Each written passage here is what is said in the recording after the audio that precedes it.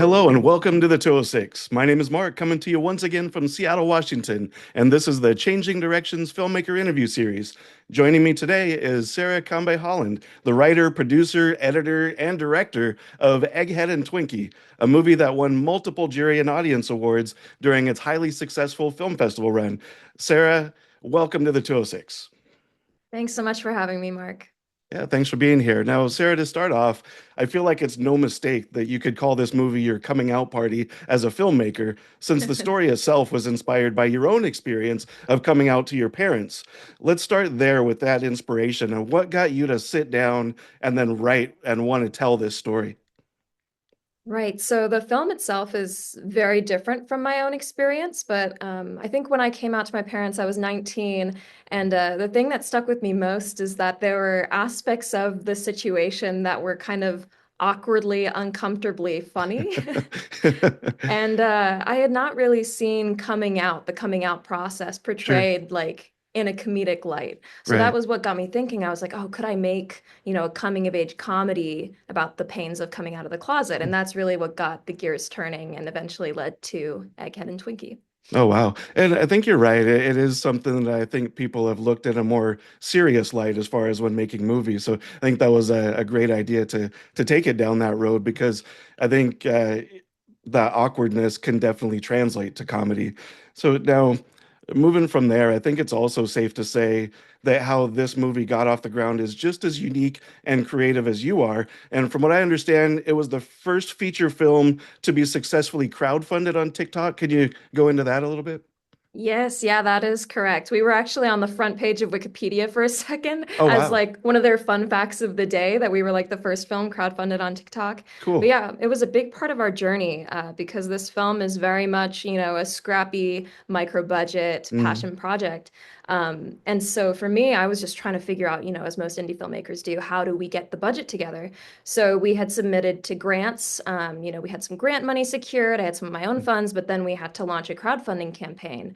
And so something that stood out to me, this was back in 2020, was mm, just how fast TikTok was blowing up, wow. especially, because of the pandemic. Right. Everyone was stuck inside, everyone's watching, videos on their phones. Mm, So I decided I would start marketing the film on the app, and we got really lucky. I mean, our account just blew up. We wow. went viral. Basically, I made this 1 minute pitch for the movie that I posted on TikTok, and all of a sudden, like overnight, we had like 100,000 followers. All Wow. these people that were just eager to hear more, how they could help, et cetera, et cetera.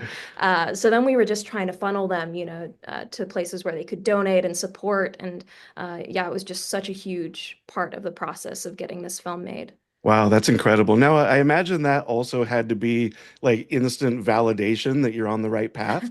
But was there also like a certain amount of pressure at that point? You're like, hey, we really have to do this now.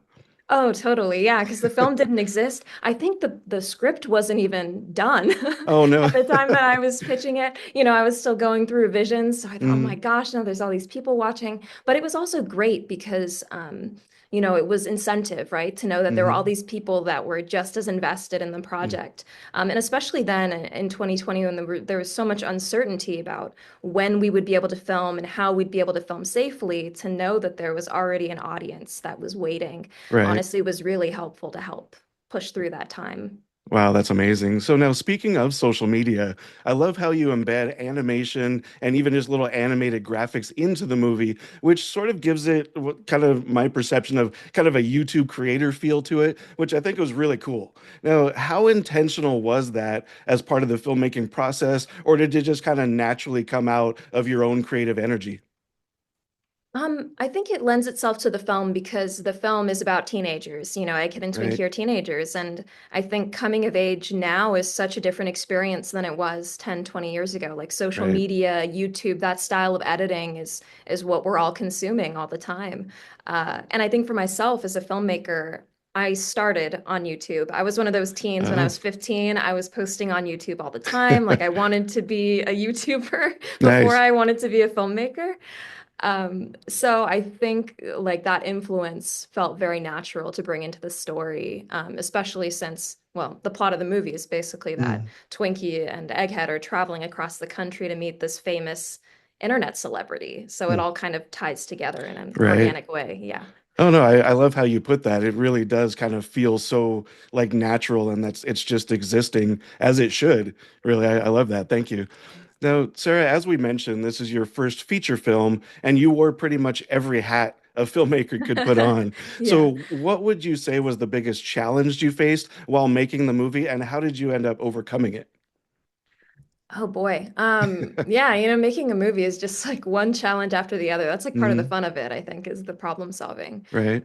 I would say for me, it might have been what you just described, wearing so many hats. I Hmm. think especially being one of the main producers on the project, but then also the director. Internally, sometimes there would be a battle of like, well, this is what's Uh, best for the film creatively, but I also knew all of the budgetary and logistical constraints that we were working with. So it was hard sometimes, I think, to separate, the logical producer side of my brain and then like the director side that's like, I just want everything. I can picture a cinematic version of that of you arguing with yourself. So. That's basically what it was, yeah. Nice. Now, what would be a specific, kind of in the same context, what would be a specific skill or idea about filmmaking that you developed that stands out as something that you're now going to carry with you to future projects as you move along? Oh wow, that's such a great question. I don't know if I've ever gotten that before.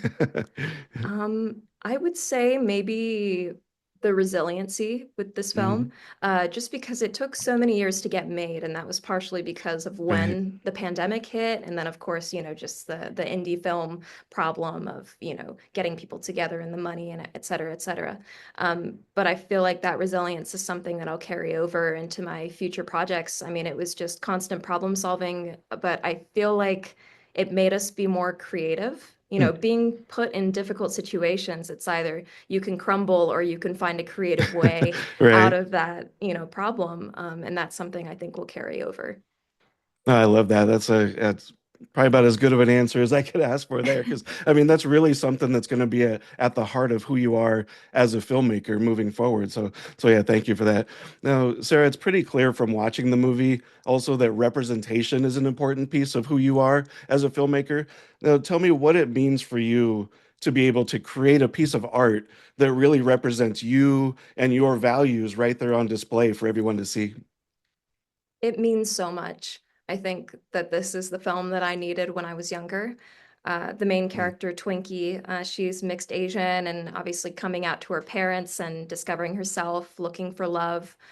These were all things that I was experiencing around her same age, but I think I felt so much more alone at that time just Mm. because the media landscape didn't really reflect the things that I was going through. So I think that that was such a driver with making this film is, bringing in those personal aspects and then knowing that there were going to be kids like me, and not just kids even, but older people too that could relate to this film Sure. in a meaningful way. Now, who kind of in that same world, who would be a filmmaker or two, like different directors that kind of would have inspired you onto this path? Oh gosh. Yeah, so many directors that I love. I feel like from the representation side, I really Hmm. love Alice Wu's work. She Yeah, directed Saving Face and the half of it, and those are yeah, often films that are brought up in conversation with Egghead and Twinkie, just with like queer Asian American stories. yeah. And then stylistically, everyone's always like, "Oh, Edgar Wright," and I mean, his work is amazing and hilarious, and yeah, definitely was an inspiration for this movie as well. I can see both of those influences in your work. Yeah, I love that answer. And just a bit of fun trivia there from my end is Lin Chen, who was in Saving Face, was my very first interview. What? Oh my Yeah, gosh, that's so cool. I'm yeah, so and jealous. yeah, and we talked about that movie too, so that was fun. So anyway, enough about me. Now, on the other side of that same question, Sarah, who inspires you that's not a filmmaker? Oh wow. Oh my gosh. I think well, I read a lot of comics. Oh, So and I feel like that influence shows in the film. So maybe a right. few comic artists that I like. But also I guess music. Funny enough, okay, actually, this is a fun story. Um, there's a band that I really love called Jukebox the Ghost, Okay. and we really wanted one of their songs for the last song in the film, Mm, like to close the movie out. And we reached out to them. We were trying to negotiate to get the rights. We did eventually get the rights, so the song is in nice. the movie. But the lead singer of the band ended up reaching out to us and saying, "Oh, Mm, I am interested in composing." And so we did a little trial, and yeah, oh he ended up wow. coming on board, and he's the composer of the film. So that was something, I mean, they were one of my inspirations when writing the film. I was like Right. listening to their songs, and then all of a sudden, the lead singer came on board and was a part of the project. And the score is like one of my favorite parts of the movie. So I would say, Wow. yeah, Jukebox the Ghost, their music was one of my inspirations. Wow, what an incredible story. That's amazing. Like you're saying, who would have thought? You're sitting there writing, you're listening to the music, and then all of a sudden you're working with him. That's Yeah, incredible. Thank you. I have to shout out Ben Thornwell. He was amazing, did an amazing job with our score. Nice. That's outstanding. Now you mentioned comic books. You can see a bit of an influence for me as well. So I Yeah. think we've got a little bit of a common ground there. So I'm glad you mentioned that as well. So now, Sarah, after going through the entire process of creating the film from, you talked about the writing, coming up with the idea, then going through the crowdfunding process, all the way to where we are now, and you're getting ready for its digital debut and just generally putting the film out into the world, what is the first thing that comes to mind for you that makes you feel gratitude? I think just all the people that came together to make this film happen. Mm. It really is amazing. I mean, it does take a village. I think there were over 100 people that worked on the project, so our credits are very long. But yeah, I have a lot of gratitude to everyone that helped make this a reality. Nice. So it'd be like a sense of community, probably just on set and everywhere you go. And I think that's something that you were probably able to foster through those communications. Like you mentioned the example of all of a sudden you've got, this band member there all of a sudden is writing your score. And can you point to any other instances where you feel like that community was such a kind of a glaring aspect of what you were doing as a filmmaker? Oh yeah, it was just so much fun. I mean, it was a really unique situation because, I was 23 making this film, my first ever feature, and a lot of the people that were working on the film were also, they'd never made features before. They were Mm, also young in college or just recently out of college. mm, So it was a team of like young, hungry artists, I guess, that all kind of came together to make this thing. So it was really fun. I mean, it kind of felt like summer camp because we shot over the summer of 2021, and we mm. were filming in Florida. So it was hot. Oh, So wow. every day, yeah, we're showing up. It's bright blue skies. Everyone's wearing their Mm, sunscreen and their mosquito repellent, and we're out, on the side of the mhm. road filming. Yeah, it was fun. It really was a bonding experience. Wow. So one of my final questions here is, we're kind of talking about that whole process from the beginning again. Let's say there's the Sarah that's sitting there day one to start writing the script.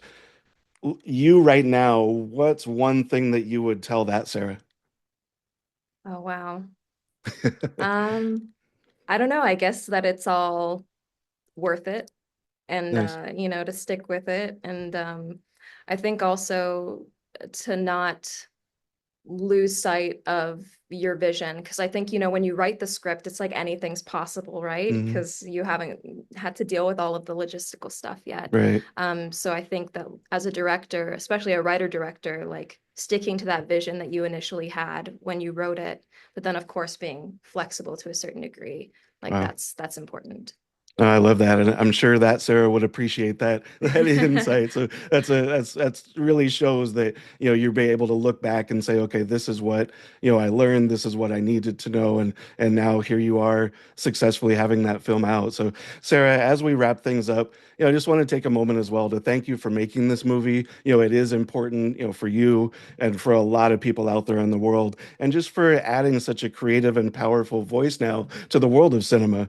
I'm sure Egghead and Twinkie will continue to have success, and I'm excited to see also what the future has in store for you. So, and also, of course, just thank you for taking the time to do this interview. No, thank you so much for having me. This was so much fun. Awesome, thank you. Now, the movie, everybody, is Egghead and Twinkie. This is director Sarah Kambe Holland. My name is Mark, and this is the 206 Changing Directions interview series. All of my interviews and movie reviews are available on 206.com, including my review of Egghead and Twinkie. Thank you so much. Be safe, and we'll see you next time.